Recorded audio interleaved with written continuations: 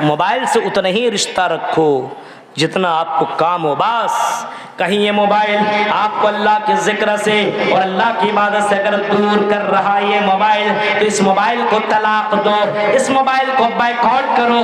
میرے بھائیو، ایسے موبائل رکھنے سے کوئی فائدہ نہیں ہے. جو موبائل تمہیں جہنم کی طرف پہنچا رہا ہو، جو موبائل تمہیں جنت سے دور کر رہا ہو، ایسے موبائل اپنے زندگی کے اندر مت رکھو. میرے بھائیو، آپ نے دیکھا کہ اسی موبائل کے چکر میں ایک آدمی نے اپنے ماں کو، اپنی بہن کو، اپنی دادی کو، اپنے دادا کو اسی موبائل کے چکر میں اس نے قتل کر دیا. ابھی 5 دن کے پہلے کا رپورٹ ہے.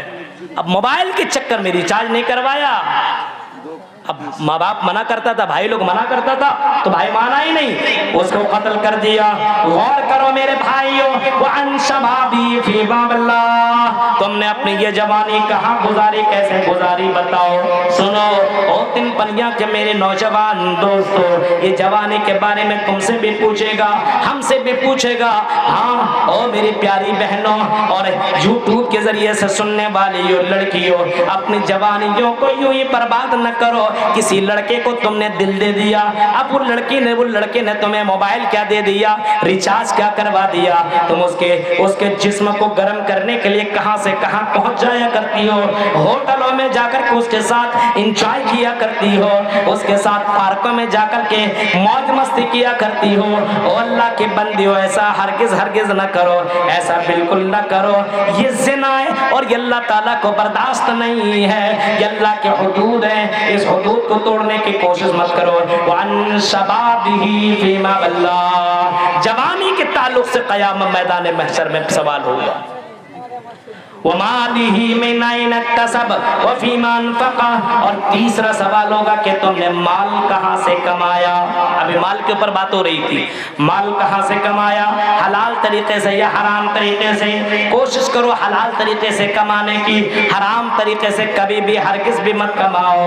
حرام پیسہ اگر کوئی کماتا اور حرام طریقے سے کماتا ہو تو میرے بھائیوں، حرام کا پیسہ کھانے والا اور حرام طریقے سے کمانے والا، اس کی زندگی کے اندر جو بھی عبادت کرے گا، مطعمو حرام وملبسو حرام وغذی بالحرام، اس کا کھانا، اس کا پینا، اس کے لباس، اس کی پرورش اگر حرام پیسوں سے کی گئی ہو تو میرے بھائیو، اللہ کے نبی نے فرمایا اس کی عبادت ریجیکٹ کر دی جائے گی، اس کی عبادت ایکسپٹ نہ ہوگی. ذرا تصور کرو، سوچو میرے بھائیو، آج مال کیسے کیسے طریقے سے لوگ کمانے کی کوششیں کر رہے ہیں.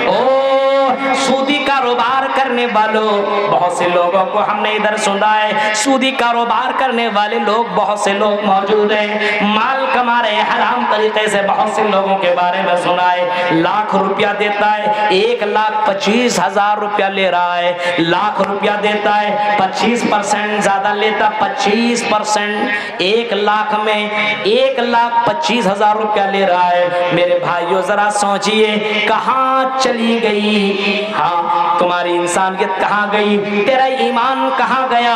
سوچو، محمد رسول اللہ کے پر ایمان رکھنے والا، قرآن کی پر ایمان رکھنے والا، جب قرآن چیخ کر کے کہتا ہے لا تاکلوا الربا اضعافا مضاعفا، اور لوگوں تم بڑھا چڑھا کر کے کسی سے لینے کی کوشش مت کرو.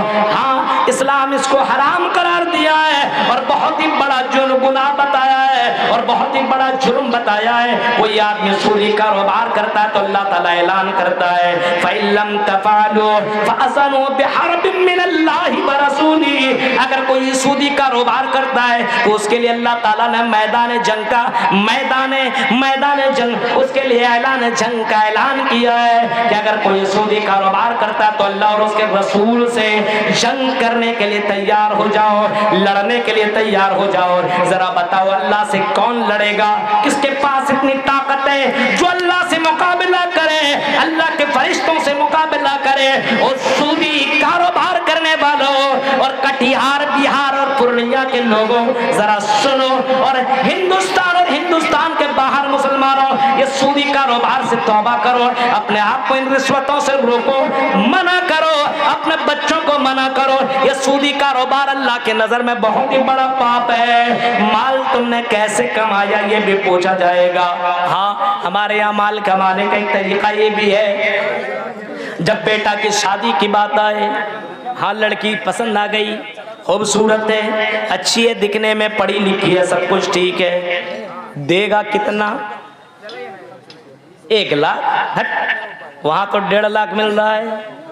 وہاں بھاگا، وہاں لڑکی پسند آئی، پیسہ کتنا؟ 1.5 لاکھ، کہیں سے پتا چلا 2 لاکھ ہم دیں گے، وہاں سے وہاں بھاگا، اور وہاں جانے کے بعد اگر کہیں سے پتا لگ گیا تمہیں 3 لاکھ دیا جائے گا، اس کی بیٹی سے شادی کر لو۔ اب وہ دینداری نہیں دیکھے گا، لڑکی کیسی نہیں دیکھے گا، بس پیسے کے چکر میں آ جائے گا۔ 3 لاکھ دے رہا ہے، گاڑی دے رہا ہے، پلنگ دے رہا ہے، ہاں فریج دے رہا ہے، کولر دے رہا ہے، پنکھا دے رہا ہے، یہ ساری چکروں میں، حرام مال کے چکر میں اپنے بیٹے کو برباد کرنے والوں سنو، یہ بھی حرام، یہ بھی حرام۔ اور جہیز لینے والوں سنو، جتنے بھی لڑکیاں زناکاری کر رہی ہے، اس میں تمہارا بہت ہی بڑا رول ہے، تمہاری وجہ سے ہماری بہنیں زناکاریاں کرنے کے اوپر مجبور ہے۔ اگر تم نے نکاح کو آسان کیا ہوتا تو آج ہماری بہنیں اپنے گھر کے اندر بیٹھ کر کے اس طریقے سے غلط کام نہ کرتی۔ تمہاری وجہوں سے اور تمہارے ان کارنوں سے، اور جتنا امیر آدمی ہوتا ہے اتنا بڑا انٹرنیشنل فقیر مانا جاتا ہے، جتنا پیسہ والا ہے وہ سوچتا مجھے کار ملے، مجھے اور زیادہ پیسے ملے۔ جب تم مالدار ہو، جب تمہیں اللہ تعالیٰ نے پیسہ نوازا ہے، تو میرے بھائیو جب پیسہ دیا ہوا ہے تو غریب گھرانے سے یا کسی ایسی دیندار لڑکی سے بغیر پیسہ کے، بغیر جہیز کے نکاح کرو، نکاح کو آسان کرو۔ النکاح من سنتی، فرمایا نکاح میری سنت، اللہ کے نبی نے فرمایا فمن رغب عن سنتی فلیس منی، اور جس نے میری سنت کے انکار کیا وہ مجھ میں سے نہیں ہے۔ تصور کرو آج اپنے سماج کے اندر یہ جہیز کا بول بالا ہے، اور جہیز کی شادی کرانے والا سنو، اگوا پچھوا لوگوں، جو شادی کرانے والا یہاں نہیں، یہاں ہم زیادہ دلوائیں گے، وہاں زیادہ دلوائیں گے، اس لڑکی کو چھوڑو اس لڑکی کو پکڑو، وہاں کا اس کا باپ بڑا مالدار آدمی ہے۔ او جہیز لینے والوں، آج یہ بھی سن لینا، جہیز لینے والا کبھی اپنی زندگی میں سکون کی زندگی نہیں کاٹ سکتا ہے۔ اس کے گھر میں برکت کیسی آ سکتی ہے، اس کے گھر کے اندر برکت کیسے ہو سکتی ہے، اور سکون کیسے مل سکتا ہے، جس کے باپ کو تم نے رلایا ہو، اور جس کو باپ کو تم نے چندہ کرنے پر اور بھیک مانگنے پر تم نے مجبور کر دیا ہو۔ بہت سے لوگوں کو میں نے دیکھا ہے اپنے بیٹی کے لیے بھیک مانگتے ہوئے، اس نے زندگی میں کبھی بھیک نہیں مانگا۔ بہت سے مولویوں کو ہم نے دیکھا ہے، اور باقاعدہ فون میں بات کرتے ہوئے میں نے سنا، کہا مولوی صاحب بات کیا یہ ہے کہ مجبور ہوں، یہ کہنے کے اوپر دل گوارا نہیں کرتا کہ میں آپ سے یہ بات کہوں، لیکن میں نے اپنے بیٹی کی شادی لگائی ہے، او مولوی صاحب اگر میری مدد ہو جائے تو ٹھیک ہے، ورنہ مجھے بھیک مانگنا پڑ رہا ہے، اور آپ سے میں کہہ رہا ہوں میری مدد کیجئے۔ شادی لگ چکی ہے، نکاح ہونے والا ہے، لیکن میرا ہونے والا داماد اور اس کا باپ اتنا ڈیمانڈ کیا ہوا ہے کہ میں اپنی زمین بیچ بھی چکا ہوں، اور جو میں نے اپنے بینک بیلنس میں جو پیسہ جمع کیا وہ بھی میں نے لا لیا ہے، لیکن اتنا نہیں ہے کہ میں اس کو دے سکوں۔ میرے بھائیوں ذرا غور کرو، تم نے کہاں سے کہاں پہنچا دیا اس سماج کو۔ ان جلسوں سے کیا فائدہ ہونے والا ہے؟ یہ جلسہ تم کرا رہے ہو، اپنے آپ کو بدلو، جہیز کے ان رسموں کو اپنے یہاں سے ختم کرو، بائیکاٹ کرو۔ جہیز لینے والے کے شادی میں شرکت کرنے کی ضرورت نہیں ہے، وہ ولیمہ کی دعوت تب بھی اس کی دعوت نہ ڈالو۔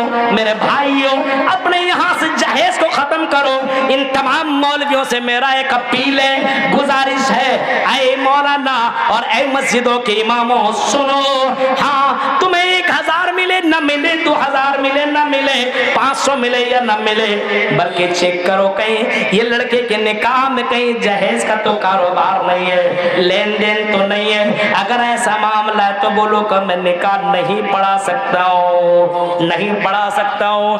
اللہ کے لیے یہ کام کرو میرے بھائیو۔ ابوالکلام سلفی تیرے یہاں روزانہ تو آئے گا ہی نہیں، آپ اپنے مسجد کے امام ہیں، آپ یہ کام کر سکتے ہیں، آپ اس جہیز کو روک سکتے ہیں، بالکل روک سکتے ہیں۔ اور یہاں کا جو مکھیا ہے، یہاں کا جو سرپنچ ہے، یہاں کا جو مالک ہے ان سے میری اپیل ہے، گزارش ہے، ایسے شادیوں میں آپ بھی مت جاؤ، کیونکہ کل قیامت کے دن ایسے لوگوں سے بھی سوال ہوگا کیا تم نے ان جگہوں کے اندر شرکت کی یا نہیں کی؟ کل قیامت کے دن اپنے رب کو کیا جواب دو گے؟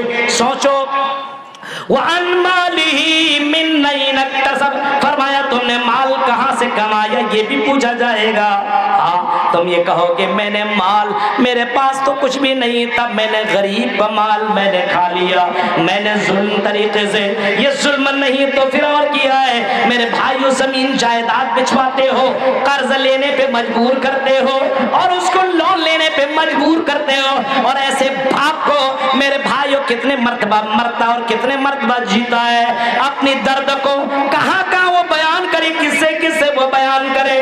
میرے بھائی یہ قرض سے اتنا ڈوبا رہتا ہے کہ کسی کے سامنے اپنا سر بھی اٹھا نہیں سکتا ہے۔ یہ حالت تم نے کی ہے، ان حالت کے اوپر تم نے کی ہے۔ اپنی بیٹیوں کے اوپر رحم کرو، اس قوم کی لڑکیوں کے اوپر رحم کرو۔ او نوجوانوں نکاح کرو تو اللہ کے نبی کی سنت کے مطابق نکاح کرو۔ لڑکی پسند نہ جائے گھر والے سے بات کر، اپنے ماں باپ سے بات کر، فلاں لڑکی مجھے پسند ہے، 4 5 10 20 آدمی جا کر کے نکاح کر کے لیا اور ولیمہ کرا دو، جتنی طاقت ہے 2 4 10 20 100 لوگوں کو کھلانے کی کھلا دو، نکاح کر لو۔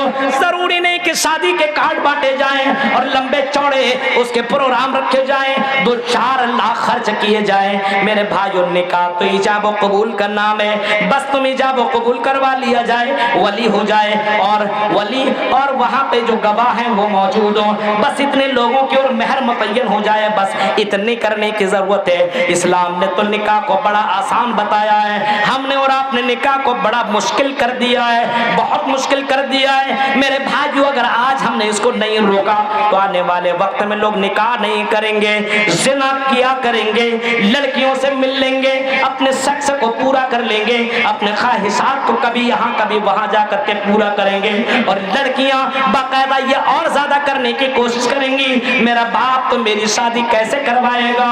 3 4 لاکھ شادی میں خرچے ہوتے ہیں، ہم 4 بہنیں 5 بہنیں، ہماری شادی کیسے ہو پائے گی؟ میرے بھائیو یہ لڑکی کیا کرے گی بتاؤ؟